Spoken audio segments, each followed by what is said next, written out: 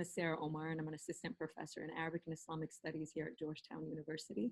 I'd like to welcome you all to our new series where you get to meet scholars and hear them discuss their intellectual journeys.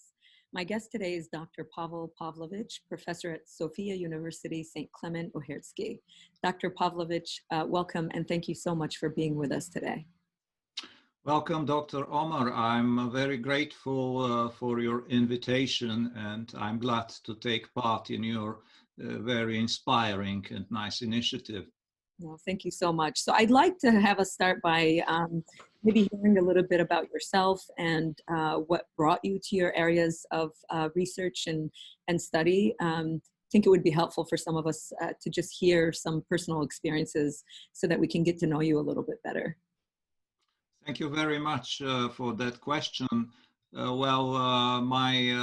My journey in the study of Arabic language and Islam started back in 1986 when I went to the Baghdad University, the Department of History, and I began to study the history of Islam and the Arabic world in general. I became interested in the Arabic and Islam partly because of the political situation in Bulgaria at that time.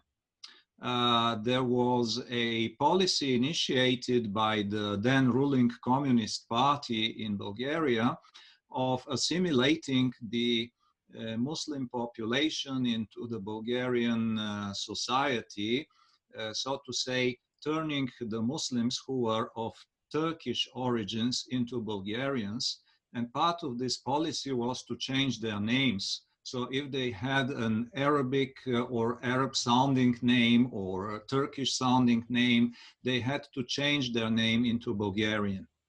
And this was accompanied by a propaganda campaign directed against Islam. But personally with me, it had the opposite effect. So I got increasingly interested in Islam. And when I graduated from school and the time came to go to the university, I found out that there was an intergovernmental agreement between Bulgaria and Iraq for student exchange. So it was possible to go to Iraq and to study Arabic and also hopefully to study history because I was mainly interested in studying history.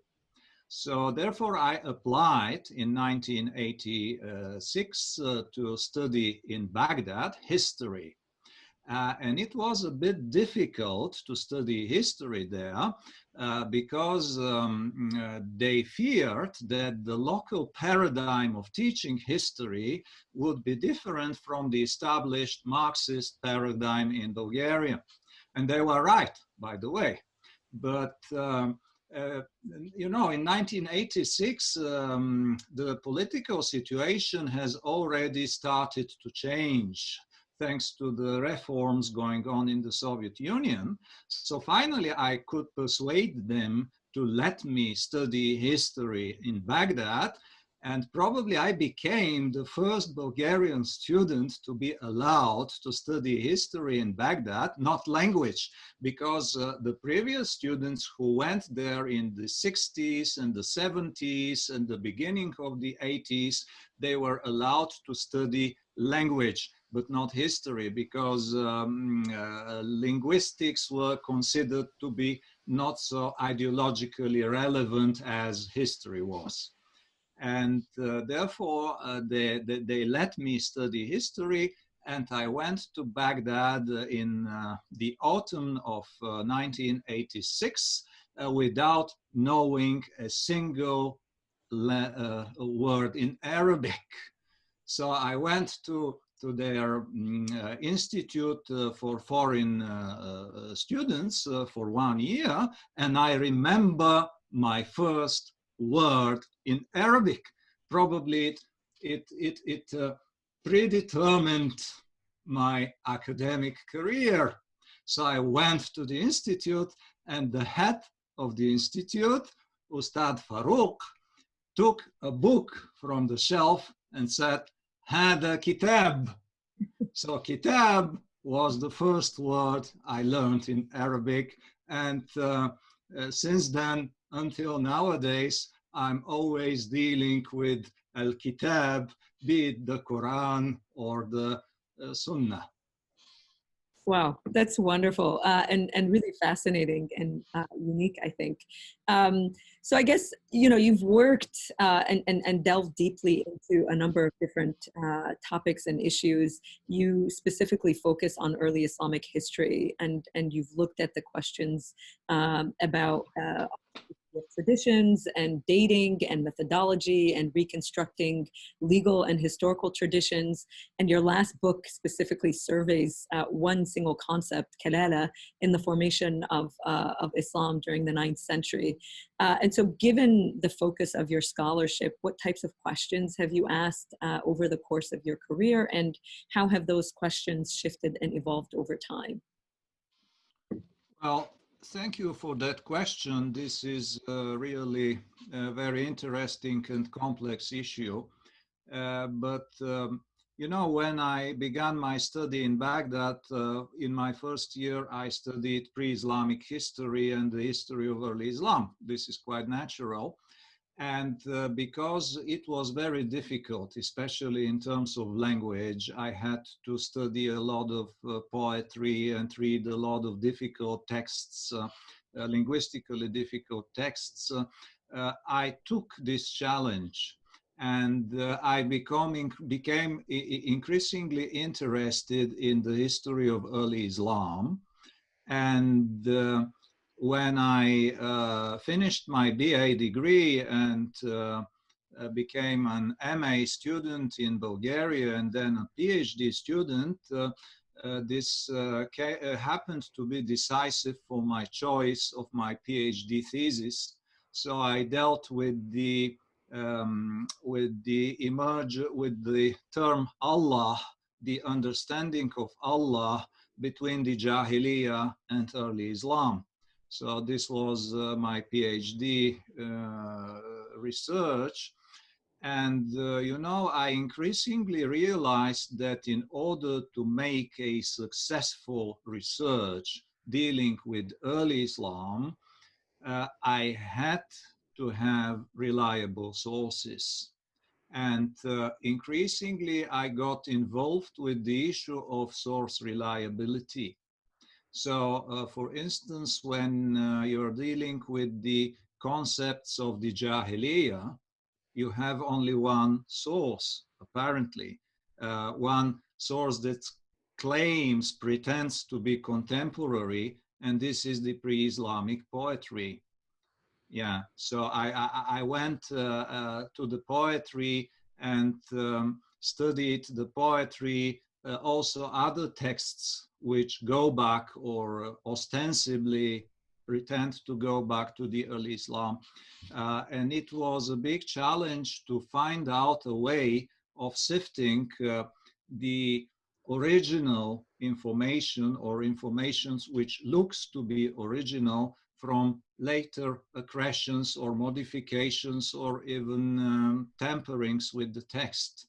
So at that time, I found an author who had a very big appeal to me. This was the Japanese scholar Toshihiko Izutsu, the author of the groundbreaking work, God and Man in the Quran.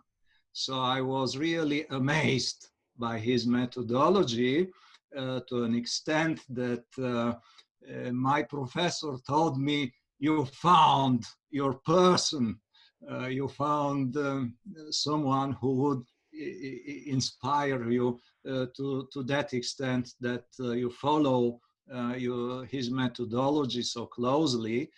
And he was right. I mean, Izutsu was very appealing and his method is really appealing.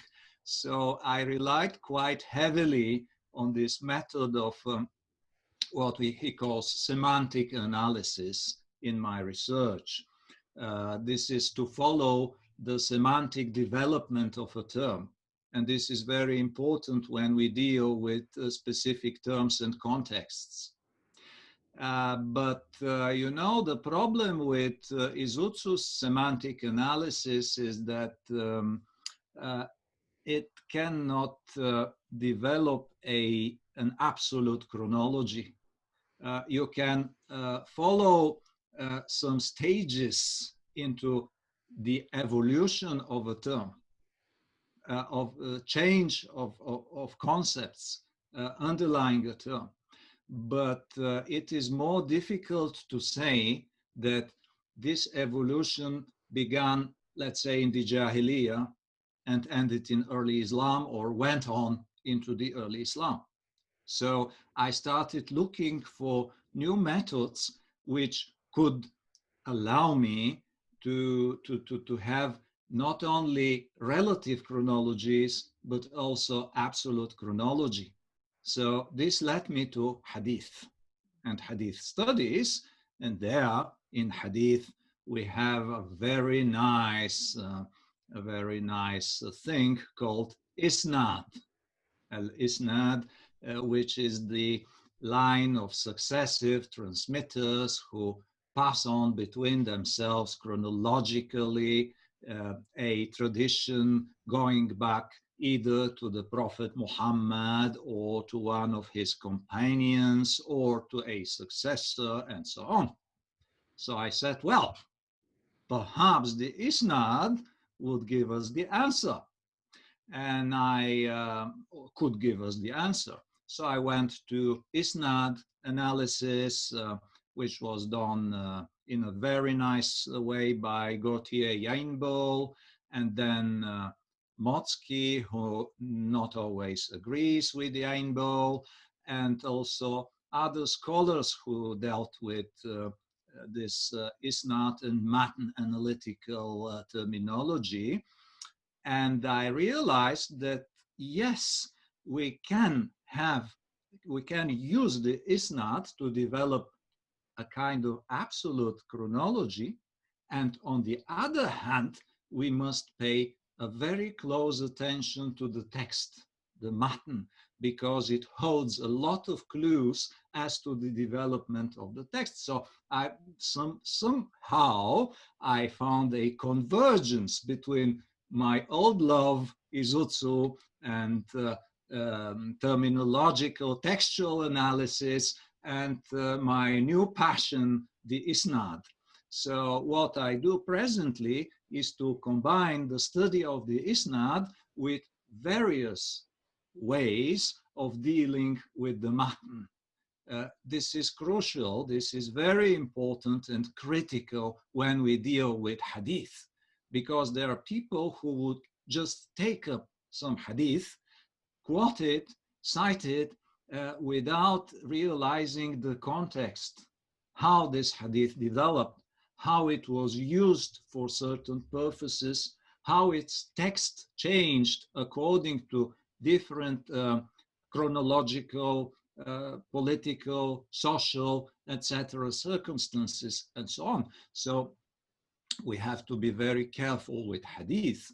And I think that hadith is really our clue to understanding Islam, the development of early Islam, not only in legal terms, but also in historical, sociological, and so on. So we have, thankfully, we have a great corpus of traditions which we can study by carefully developing and refining specific methodologies. Well, that's great. And I guess, you know, one follow-up question to that, knowing that the fields of hadith and legal studies have really changed and evolved over time, how have you changed maybe your approach or even methodology in addressing these specific questions in your own research as the field is changing constantly? Yes, you're right. The field is changing, and I'm changing with the field as well. So maybe at first I was rather following Yainbo. I was more focused on the Isnad, but then I came to realize that the text is crucial as well. And what helped me develop was my interaction with other scholars.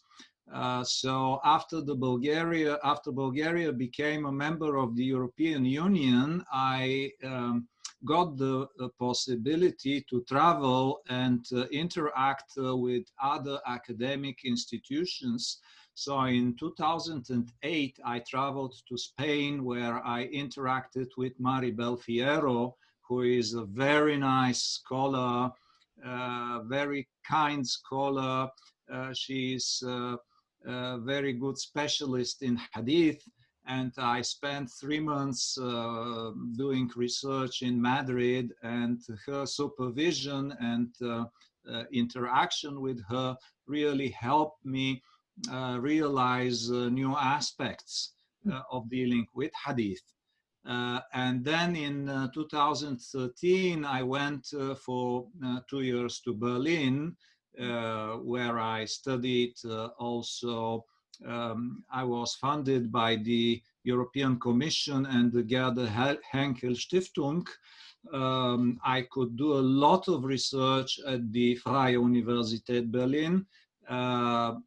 Also, I had exchanges with my German colleagues, and this was also very important for refining my method, seeing some weaknesses in what I was doing, for instance, being too skeptical about the single strand isnad and other aspects which are too technical to talk about them right now. But this was really helpful to me. And also I had recently more interactions with scholars doing Shi'i hadith. So this is also important, because the Sunni tradition is one thing, the Shi'i tradition, when we look at these knots, is another thing. There we have the authority of the imams and so on. So really, all these events in the last 15 years helped me refine my method and find new ways in dealing with hadith. Mainly, I'm trying to develop very different tools, various tools in analyzing the text. Because, you know, when you study the isnad, you come to a certain point, and unfortunately this point is not the time of the Prophet, when the isnad methodology stops to be profitable. So you must look for other ways, and these ways are usually hidden in the text. A careful textual analysis may help to go into the shadowy first century of Islam, which is very difficult to study. Wow. Well, that was really, thank you so much. That was really enlightening and really fascinating. Thank you so much for being with us and for taking the time to share your intellectual journey. Thank you for the interview. Thank you very much.